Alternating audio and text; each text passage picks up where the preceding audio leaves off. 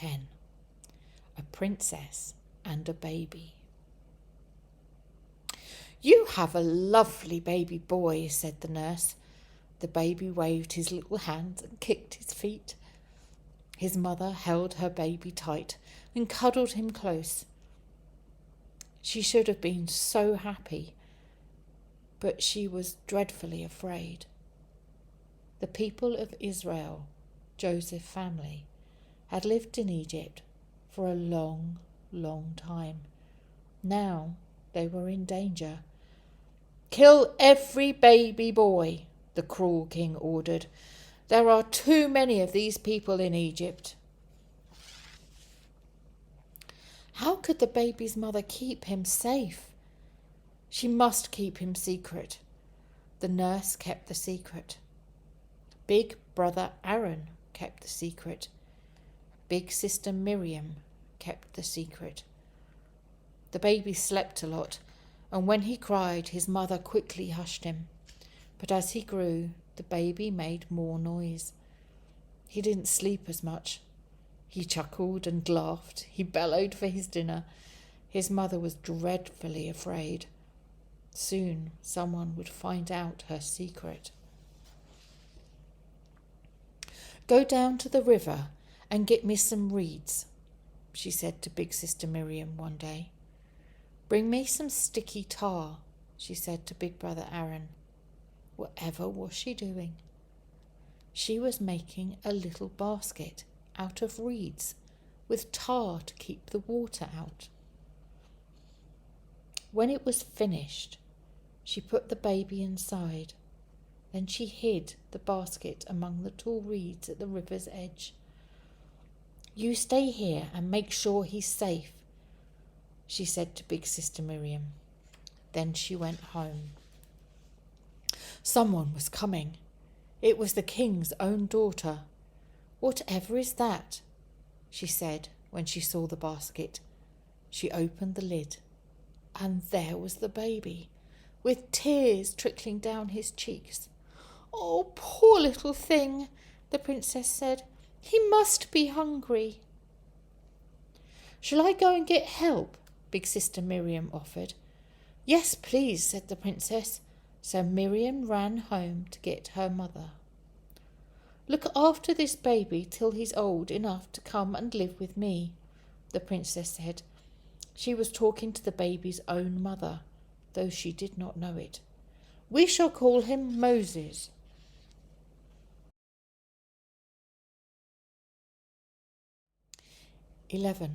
The king who said no. Moses lived in the king's palace, but he did not belong there. He was one of the people of Israel. The king of Egypt made the people of Israel his slaves. Men with cruel whips made them work harder and harder and harder. Moses tried to help, but that only made the king angry. So Moses ran away, far away, to another land, where he worked as a shepherd. One day, when he was minding the sheep, he saw something very strange. In the middle of a bush, a fire burned. He could see the flames, but the bush was not burned up. Moses went closer. Then he heard a voice calling his name. "Moses, Moses." God was speaking to him. "I have a special job for you," God said.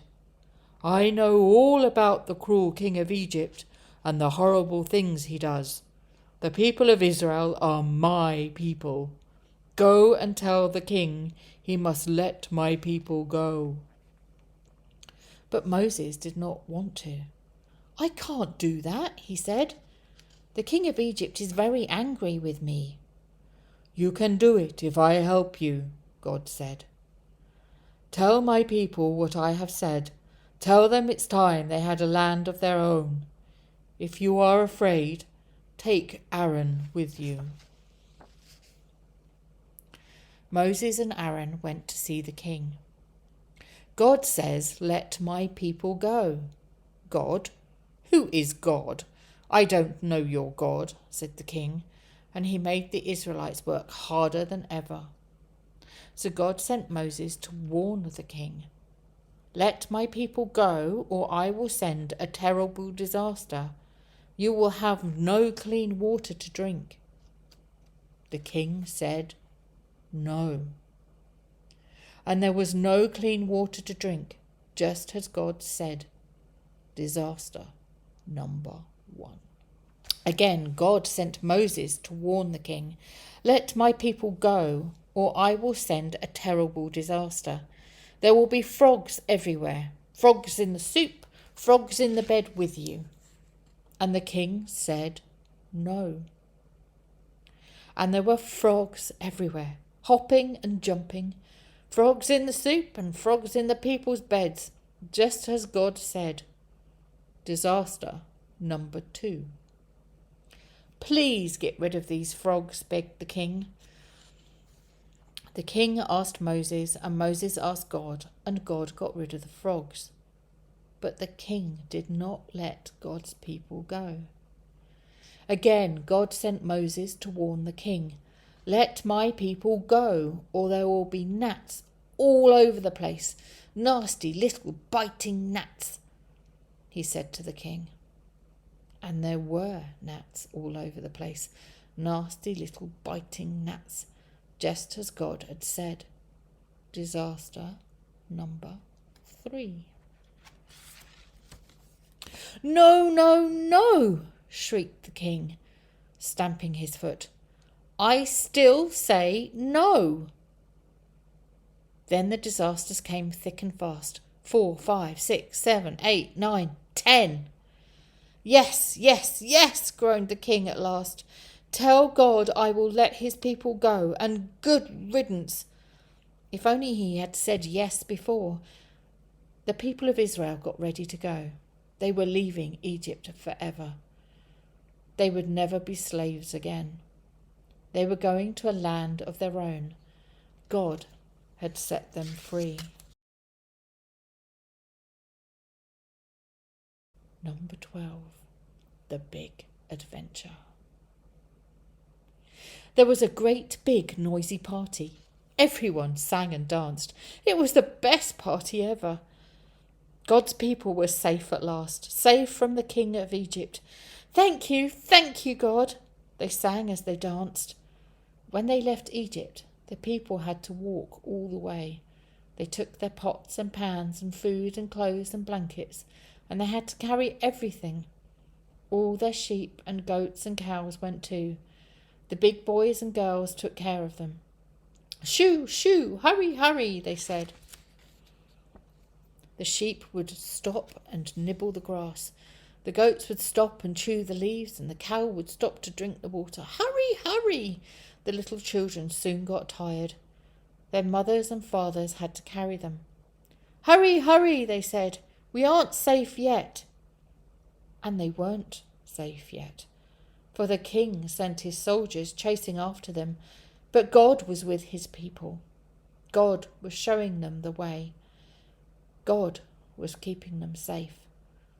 They reached the water. It was too wide to cross, and the soldiers were catching them up. What would they do now? That night, God sent a wind. It blew, and it drove the water away. Next day, the people walked across where the water had been, but God did not let the soldiers follow them. The people were safe on the other side. That's why they danced and sang. Thank you, thank you, thank you, God. They were going to a land of their own, the land God promised. They were going on a journey through the desert, a journey through the mountains, a long, hard journey. But God was going with them. God would show them the way. At night they put tents up to sleep in. Next day they took them down again and moved on. They had to find food for the animals. They had to find water. When they found a good place, they put their tents up again. It was hard to keep moving on. Soon the food ran out and the people were hungry. They grumbled to Moses. "We had plenty of food in Egypt," they said. "God will give you food," Moses answered. That night a flock of birds flew in. They had come a long way, so they were tired and easy to catch, and the people had meat to eat. In the morning, the ground was covered with frosty white flakes. They tasted like biscuits made with honey. Delicious! The people called this new food manna. Soon the water ran out, and the people were thirsty. They grumbled at Moses again. "We had plenty of water in Egypt." "God will give you water," Moses said. Then he hit the rock with his stick, and good fresh water came out. For every day of the journey, God gave the people manna to eat. For every day of the journey, God helped the people find water. God took care of his people all the time.